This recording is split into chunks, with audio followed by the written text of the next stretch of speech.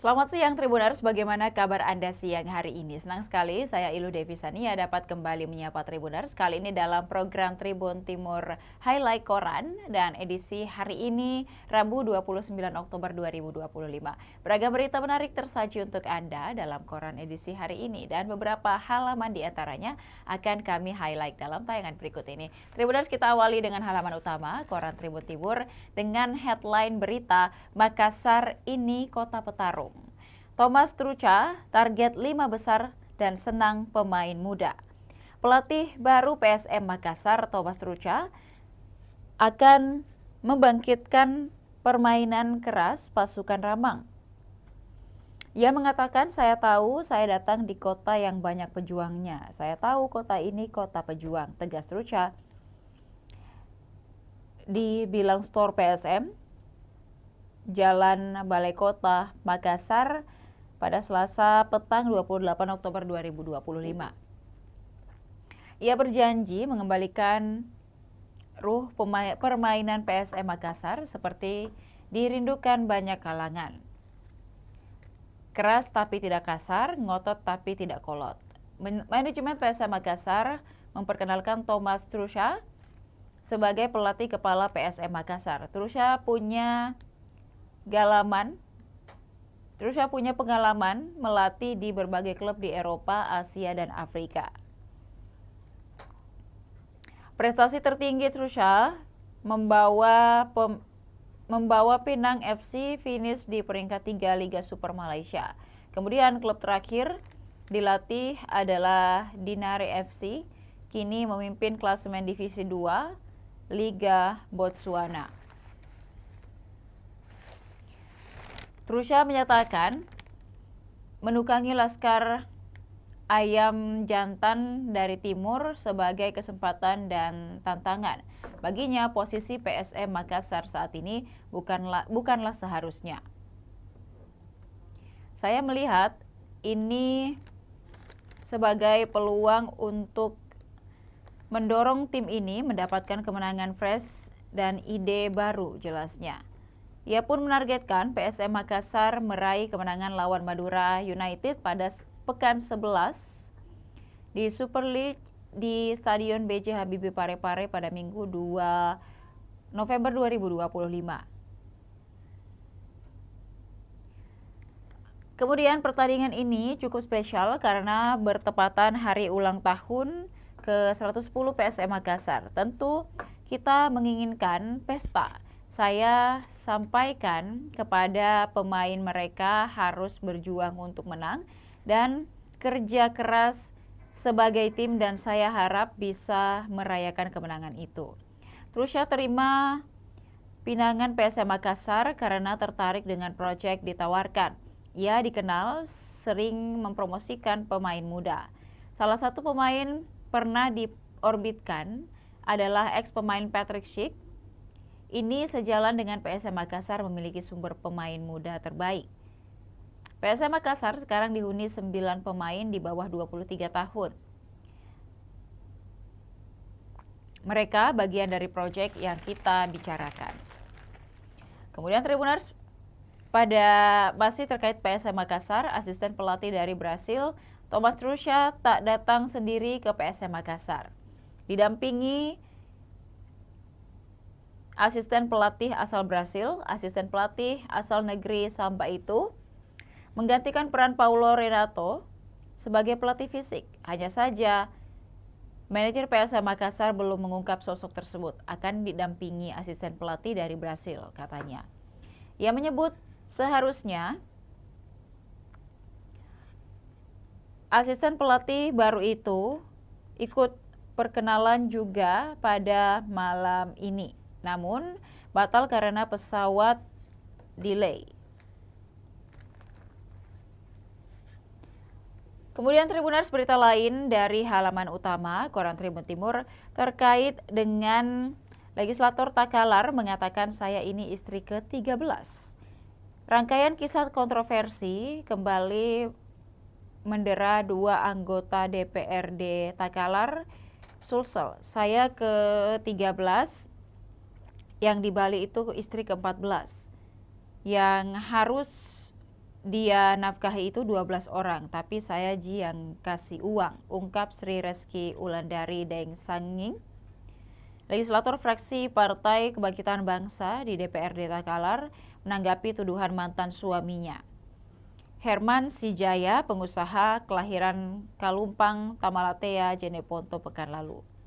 Hingga Selasa 28 Oktober 2025, Sri Rejeki masih ditahan di Mapolsek Mapakasunggu di Takalar pada sekitar 37,1 km utara Makassar. Bukan kasus laporan dugaan selingkuh, politisi dari daerah pemilih 1, Polong Bangkeng Utara, Patalasang, dan Polong Bangkeng Timur ini ditahan sebagai tersangka dugaan penipuan modal kerja sama jual beli solar milik pengusaha lokal Hakim Akbar. Selain Rizky, penyidik Mapolsek Mapakasunggu juga menahan legislator Takalar lainnya Israwati Dengrendo.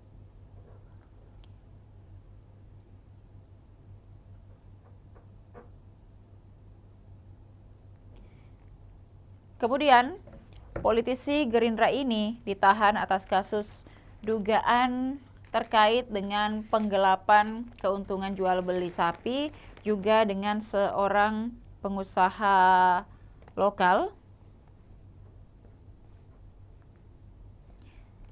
Surat penetapan tersangka Israwati dan Reski ditandatangani Kasat Reskrim Polres Takalar, Ajun Komisaris Polisi AKP Hatta pada 22 Oktober 2025. Kemudian, ia mengatakan betul ditahan di sini, kita tanya Reskrim lebih lanjutnya. Kata Kapolsek Mapakasunggu Ibtu Sumarwan pada Selasa 28 Oktober 2025. Kontroversi dan kasus pidana dua legislator Takalar ini menjadi perbincangan publik. Pernyataan Sri soal dia menjadi istri ke-13 untuk pengusaha BBM itu sekaligus menambahkan tuduhan mantan suaminya. Melalui WhatsApp, Tribun juga sudah mencoba mengonfirmasi Herman di rumah tinggalnya di Laikang, Takalar. Herman disebut kini sementara berada di Manado, Sulawesi Utara. Sebelumnya, Herman menyebut Sri selingkuh dengan MB, Wakil Ketua DPRD Jeneponto, Kabupaten tetangga Takalar. Kepada Tribun, Sri mengaku sudah menceraikan Herman sejak tahun 2024 lalu. Selama ini, tambahnya, Sri jadi sumber keuangan sang mantan. Saya ke-13 yang di Bali itu istri ke-14. Anak yang harus dia nafkahi itu 12 orang. Tapi saya Ji yang kasih uang, ujarnya. Pernyataan ini sekaligus membantah tuduhan mantan suaminya yang disebut selingkuh dengan MB, Wakil Ketua DPRD Takalar. Peraih suara terbanyak di dapil terpadat penduduk di Takalar ini justru menuding Herman yang berkhianat.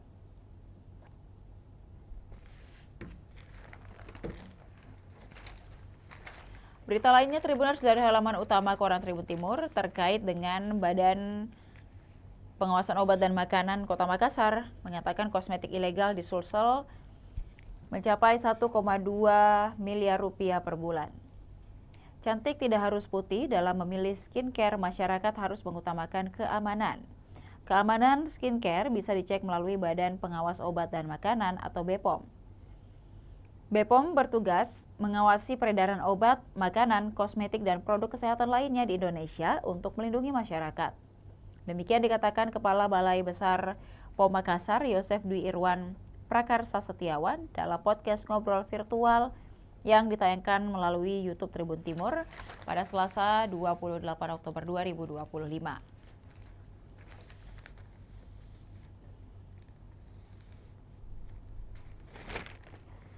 Kemudian, tugas pokok dan kewenangan BPOM merupakan lembaga pemerintah non-kementerian yang bertanggung jawab langsung kepada Presiden dan dasar hukumnya Peraturan Presiden Nomor 80/2017 tentang Badan POM yang kemudian diperkuat dengan Peraturan Presiden Nomor 1 Tahun 2023 tentang Organisasi dan Tata Kerja Badan POM. Tugas utama kami melaksanakan pengawasan di bidang obat dan makanan, fokusnya meliputi pengawasan sarana produksi, distribusi, dan peredaran obat serta makanan. Kami juga menangani perizinan, kemudian fasilitasi perizinan, kegiatan pemberdayaan masyarakat, komunikasi, informasi, dan edukasi, kemudian pengawasan iklan dan penandaan produk, serta penindakan. Kegiatan seperti kami lakukan hari ini termasuk dalam upaya meningkatkan kesadaran masyarakat tentang pentingnya menggunakan obat dan makanan yang aman. Kemudian ruang lingkup yang diawasi oleh Badan POM. Meski namanya Badan Pengawas Obat dan Makanan, namun cakupan wilayahnya jauh lebih luas. Selain obat dan makanan, kami juga mengawasi produk terapeutik lainnya, obat bahan alam atau jamu, kosmetik, suplemen kesehatan, makanan olahan hingga produk tembakau. Sesuai arahan pimpinan kami, Prof. Taruna Ikrar BPOM harus hadir memberikan rasa aman dan hadir melindungi masyarakat dari risiko obat dan makanan berbahaya. Ini sangat penting apalagi menjelang bonus demografi 2030-2040. Kemudian kosmetik ilegal marak di Sulsel. Memang secara tren berdasarkan hasil pengawasan hingga September 2025, kami menemukan lebih dari 26.000 pieces kosmetik ilegal baik tanpa izin edar mengandung bahan berbahaya maupun produk yang seharusnya ditarik dari peredaran. Nilainya mencapai 1,2 miliar rupiah dari 7 perkara penindakan yang kami tangani, 6 diantaranya atau sekitar 85% berkaitan dengan kosmetik. Tren ini juga sejalan dengan kondisi nasional di mana kosmetik merupakan produk yang paling banyak terdaftar di BPOM, sekitar 50% dari total produk terdaftar.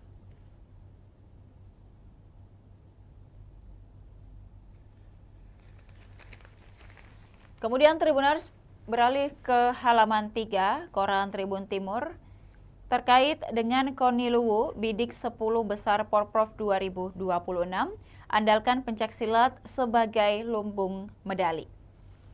Komite Olahraga Nasional Indonesia Luwu target finish posisi 10 besar pada Pekan Olahraga Provinsi Sulawesi Selatan di 2026 mendatang. Cabang olahraga pencaksilat menjadi andalan utama dalam upaya untuk mewujudkan target tersebut. Ketua KONI Luwu Suryanto mengatakan pencaksilat selama ini konsisten menjadi penyumbang medali terbanyak bagi daerahnya. Porprov 2022, Luwu meraih total 22 medali. Kemudian terdiri atas 7 emas, 8 perak, dan 7 perunggu. Dari jumlah itu, 12 medali berasal dari cabang pencaksilat, yakni 5 emas, 3 perak, dan 4 perunggu.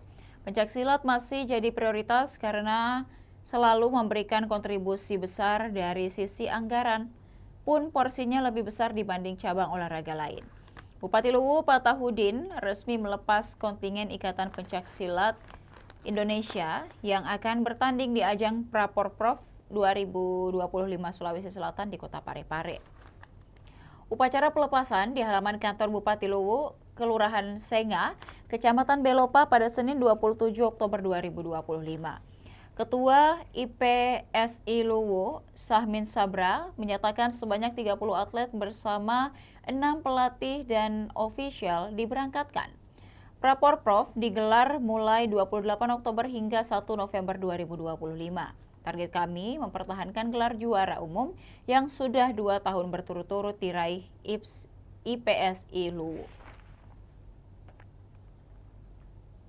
Kemudian Bupati Patahudin mengatakan tunjukkan karakter atlet sejati.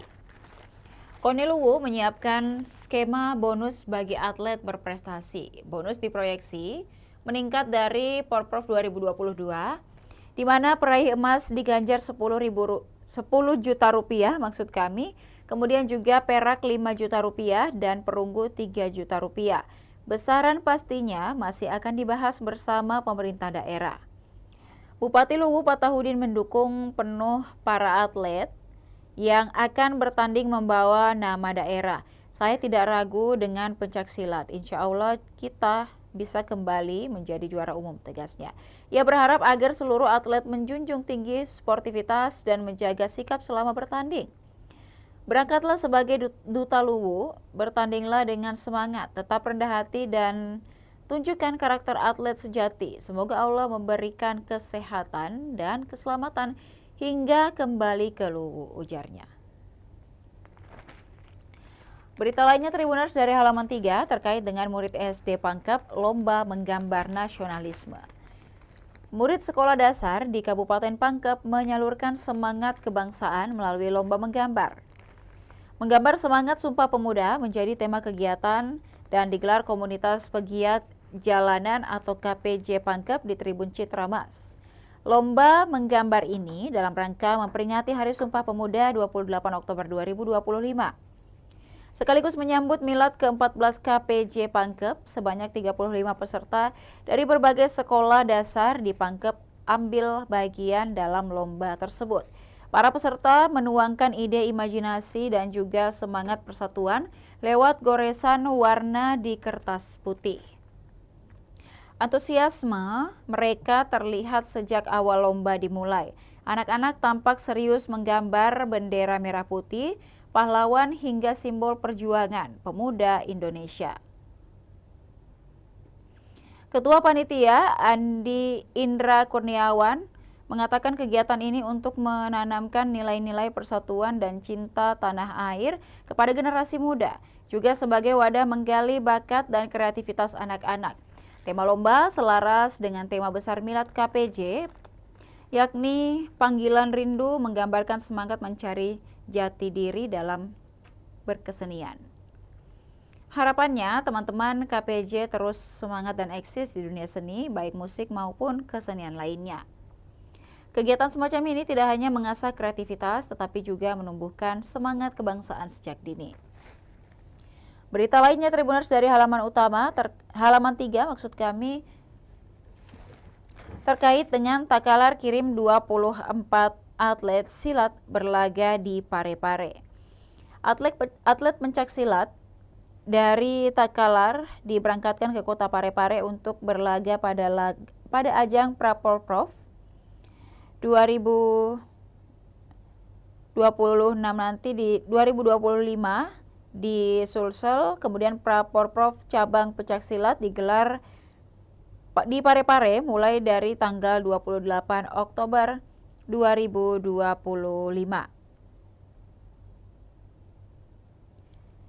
Ajang ini menjadi penentu bagi atlet-atlet terbaik yang akan berlaga di Porprov 2026 di Kabupaten Wajo.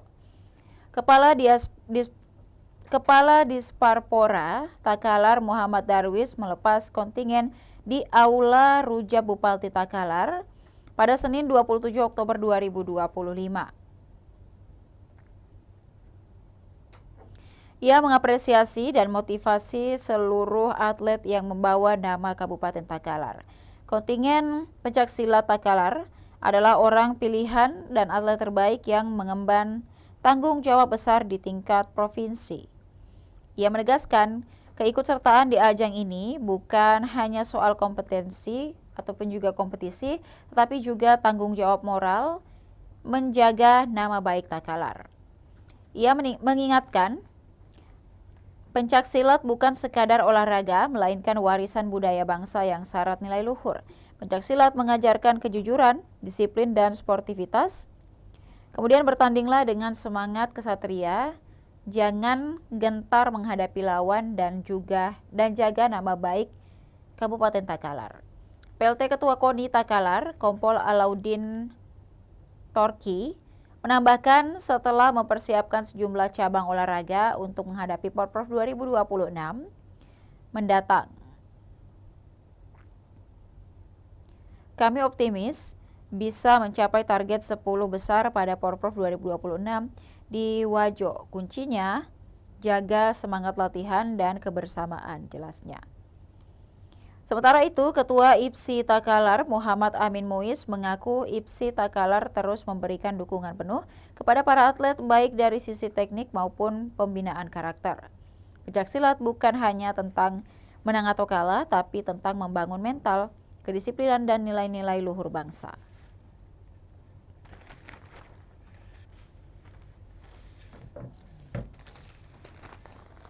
Kemudian Tribuners, kita beralih pada halaman 9 Koran Tribun Timur dengan headline berita Jaksa Kejagung perkuat hukum Pemkot. Jaksa Kejagung atau Kejaksaan Agung Republik Indonesia Asrul Alimina bergabung ke pemerintahan Kota Makassar.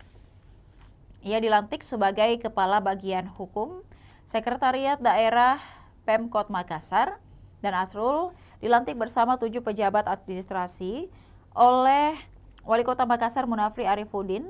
Pelantikan dan pengambilan sumpah pejabat di Ruang Sipakatau Balai Kota Makassar, Jalan Jenderal Ahmad Yani pada Selasa 28 Oktober 2025. Bagian hukum harus diisi pamong berpengalaman, karenanya Munafri sengaja mengusulkan perpindahan Asrul ke Pemkot untuk memantau menyelesaikan persoalan hukum utamanya terkait aset. Saya melihat persoalan itu dari perspektif eksternal untuk bisa menyelesaikan persoalan-persoalan yang ada, untuk mengakses hubungan-hubungan kita dengan teman-teman di Forkopimda, khususnya di Kejaksaan.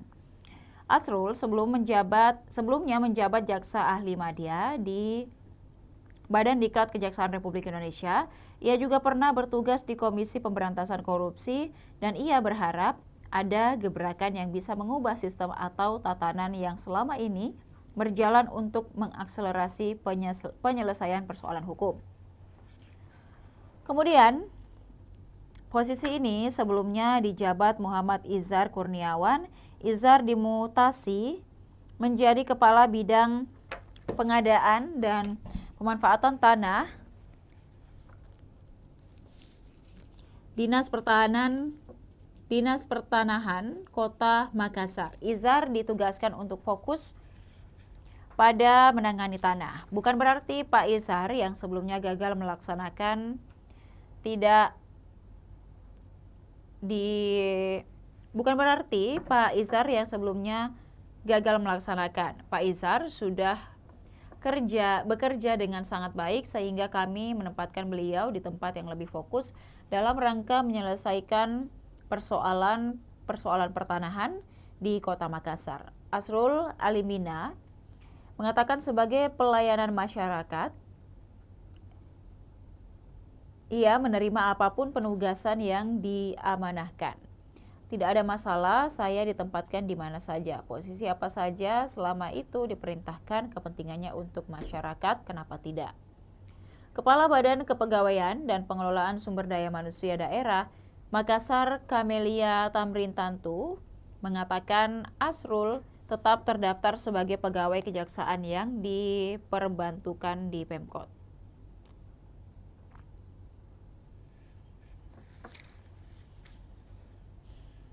Kemudian, berita lainnya Tribuners dari halaman utama, halaman 9 maksud kami, terkait dengan bahasa Indonesia prioritas bahasa daerah harus dijaga.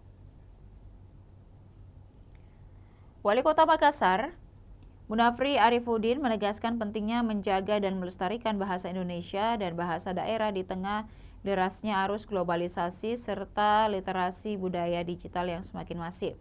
Hal itu disampaikan saat hadiri perayaan Bulan Bahasa yang digelar Himaprodi PBSI, Dema JBSI FBS Universitas Negeri Makassar. Munafri menekankan bahasa bukan sekadar alat komunikasi, melainkan identitas, martabat, serta kekuatan peradaban bangsa. Karena itu, pelestarian bahasa Indonesia dan bahasa daerah harus menjadi gerakan bersama lintas generasi, khususnya di lingkungan akademik dan pendidikan bersama dengan pemerintah Kota Makassar.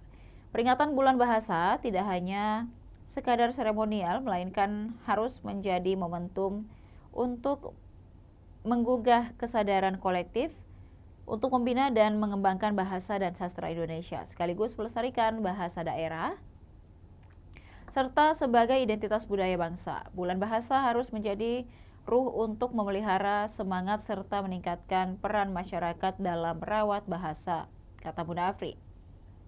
Selain bahasa Indonesia, ia menekankan kecenderungan sebagian generasi muda yang memandang bahasa daerah sebagai sesuatu yang biasa aja. Seringkali bahasa daerah diposisikan seolah-olah bahasa kelas 2 Ini keliru, padahal bahasa daerah adalah akar kebudayaan yang membentuk jati diri kita. Politisi Golkar itu mengatakan Pemkot tengah memperkuat penggunaan bahasa Indonesia yang baik dan benar pada sistem informasi publik dan layanan pemerintahan. Tantangan ke depan adalah memastikan bahasa Indonesia tetap relevan dengan perkembangan zaman. Munafri juga mengingatkan pentingnya menempatkan bahasa Indonesia sebagai prioritas tanpa menolak pembelajaran bahasa asing.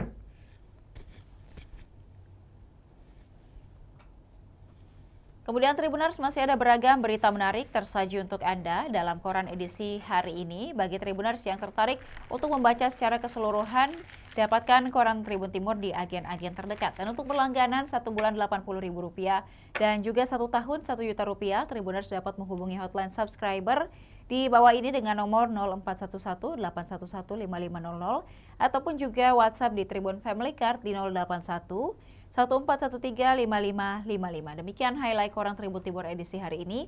Jangan lupa saksikan juga berita dan program menarik lainnya hanya di kanal YouTube dan Facebook Tribun Timur. Mata lokal menjangkau Indonesia. Saya Ilu Devisania dan seluruh kerabat kerja yang bertugas pamit undur diri. Terima kasih dan sampai jumpa.